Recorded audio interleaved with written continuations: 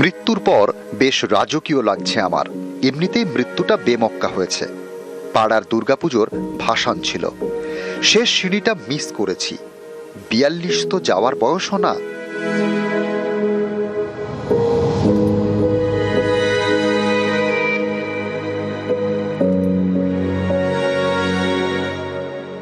ঠিকই তো, 42 কি আর চলে যাওয়ার বয়স? সেই 42-এই সত্যি সত্যি চলে গেলেন রাহুল অরুণোদয় বন্দ্যোপাধ্যায়। 2018 সালে একটি পত্রিকায় যে লেখা লিখেছিলেন তা যেন অনেকটা মিলে গেল।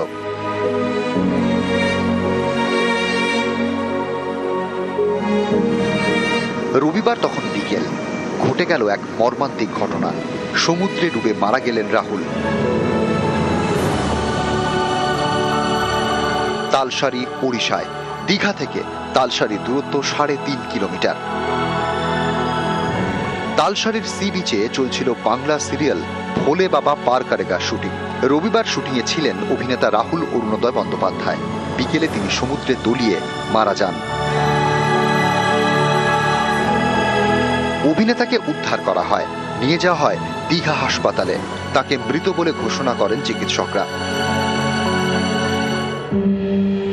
অভিনেতার এই অকাল মৃত্যুতে হতবম্ব পরিবার। অসুস্থ হয়ে পড়েন মা। দক্ষিণ কলকাতার বিজয়গড়ে অভিনেতা রাহুলের বাড়ি। সোমবার দুপুরে বাড়ি ফেরে রাহুলের দেহ। এদিন তমলুক হাসপাতালে ময়না তদন্ত হয়। প্রাথমিক রিপোর্টে জানা গিয়েছে রাহুলের মৃত্যু হয়েছে জলে ডুবে। 1 ঘন্টার বেশি জলে ডুবেছিলেন। ফুসফুসে অতিরিক্ত বালি এবং নোনা জল ঢুকে যায়। এতে ফুসফুস ফুলে দ্বিগুণ আকারের হয়ে যায়।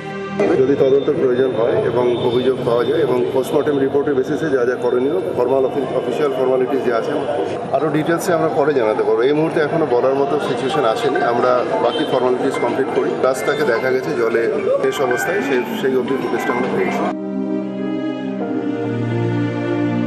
কত কিছু বাকি ছিল। সিনেমা ছিল, নাটক ছিল, সহজ কথা ছিল।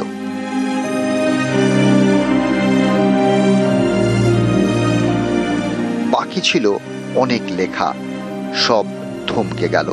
42 তো আর যাওয়ার বয়সও না। এ তো রাহুলেরই কথা, তবু 42-এই সমাপ্তি।